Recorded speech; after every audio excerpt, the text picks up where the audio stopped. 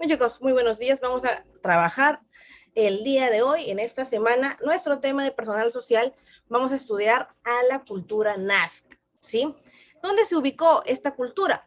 Se ubica pues en la provincia de Nazca, en los valles que conforman la cuenca del Río Grande, en el departamento actual de Ica, ¿sí? Características. ¿Cuáles son las características de esta cultura? Su capital era Cahuachi, ¿sí? Su capital. Es decir, así como tenemos nosotros en Perú, Lima, donde se centra, se podría decir, ¿no? Toda organización política y económica, igual era en Nazca. Su capital es Cahuachi. Su economía estaba basada en la agricultura y el comercio, es decir, aquí, aparte de trabajar la tierra, ya trabajaban el comercio, ¿no? Hacían lo que era el trueque, cambiaban un bien por el otro. Su sociedad ya era militarista, aristocrática y guerrera. ¿Recuerdas que pasábamos, ¿no? De un chavín teocrático, donde los que gobernaban eran los sacerdotes, pues en Nazca vamos a ver que su sociedad va a ser militar, aristocrática, es decir, va a haber allí clases sociales y guerrera. En Nazca ya encontramos a guerreros.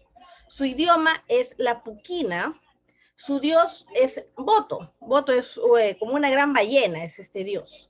Fueron los más grandes ceramistas pictóricos de América preinca. Realizaban unos cerámicos, pero maravillosos, y fue descubierto en el año 1901 por el científico alemán Max Ull. ¿Cuáles fueron sus manifestaciones culturales de los Nazca? En su agricultura, como hemos sabido, la base de su economía nazca fue la agricultura, poder cosechar, poder sembrar, por lo cual tuvieron que vencer las características geográficas de la región. Si tú has ido a Ica, has podido observar que es seco, ¿no? Es muy árida esta tierra. Y en esa antigüedad, sí, en ese tiempo, había escasez de agua, ¿no? Para el regadío. Debido al poco caudal que llegan de estos ríos a esta región, desarrollaron una notable tecnología hidráulica.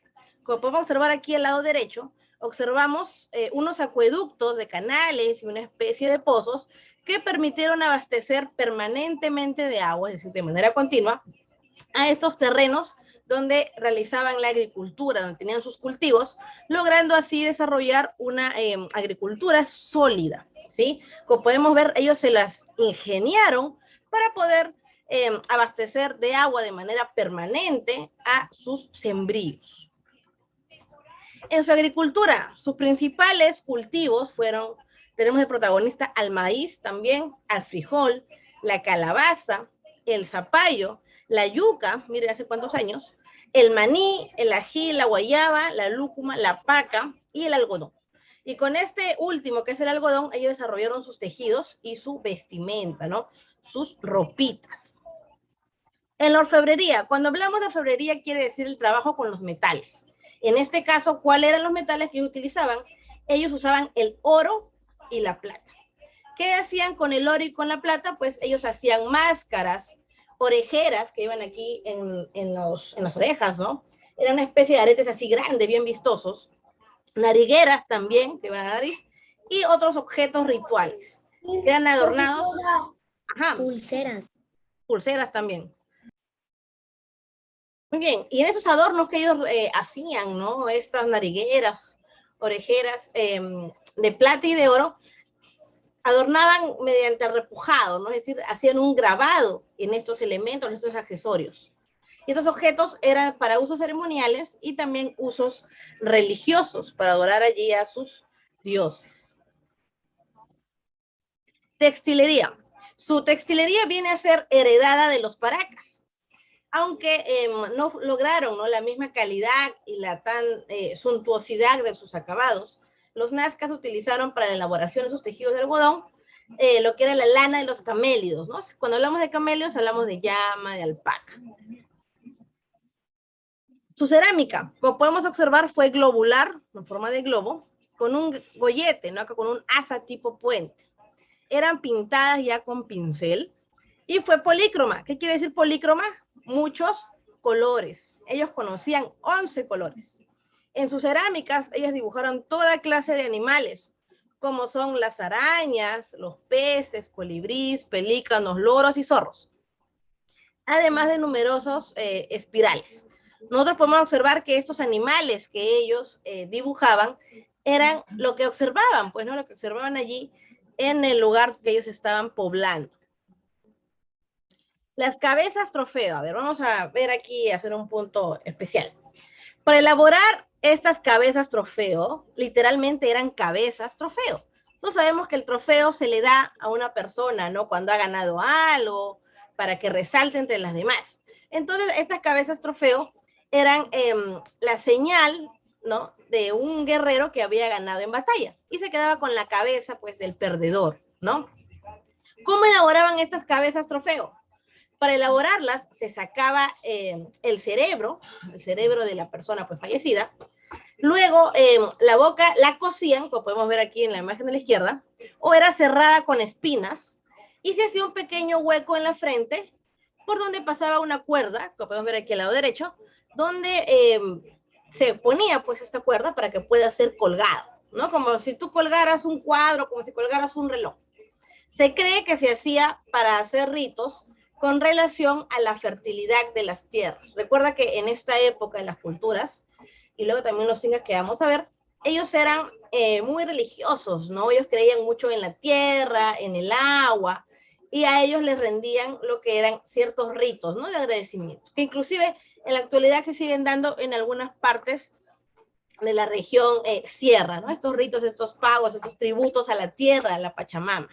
Estas son las cabezas trofeo. Los geoglifos. Vamos a ver, las líneas de Nazca, que son las más conocidas, ¿no? Conocemos nosotros la cultura Nazca por las líneas de Nazca. Se encuentran en las pampas. Ajá, vamos a ver. Sí, se encuentran en las pampas de Jumaná, allá en el desierto de Nazca. Fueron descubiertos en 1926 por Toribio Mejía y Paul Coso. Pero ¿qué pasó aquí? Ellos lo descubrieron, pero la persona que se dedicó a estudiarlo, la persona que dedicó también su vida a conservarlo, a que no se pierda, pues, ¿no? El estudio de estos geoglifos fue María Reich. Las líneas de Nazca eran grabaciones en las pampas, ¿no? Aquí en el desierto de Nazca. Y lo que se piensa a través del estudio que se ha realizado y se continúa realizando es que eran un gran calendario astronómico, ¿sí? Era un calendario que ellos realizaron los Nazca. Tal vez no como el que nosotros conocemos de manera convencional, pero muy al estilo de ellos se ha estudiado que es un calendario, ¿sí? Vamos a ver luego en el libro estos tipos de geoglifos, ¿no? Estos dibujos que realizaban los Nazca. Como conclusiones, podemos decir que el pueblo de Nazca es una de las culturas más importantes de nuestro antiguo Perú, que su mayor aporte es el magnífico desarrollo, ¿no? Tecnológico en la agricultura. Sí, yo he leído un libro sobre Nazca, se llamaba Juanito y las niñas de Nazca y mi colegio. Ah, mira, excelente. Y aquí explicaban seguro, ¿no? Cómo Juanito fue a visitarlas, tal vez, ¿no? Porque podemos visitarlas y para poder observarlas tenemos que subir a una avioneta. Y desde el cielo se puede apreciar excelentemente las diversas figuras que se encuentran plasmadas aquí en el desierto de Nazca. ¿Sí? Como les decía, ¿No se puede bajar?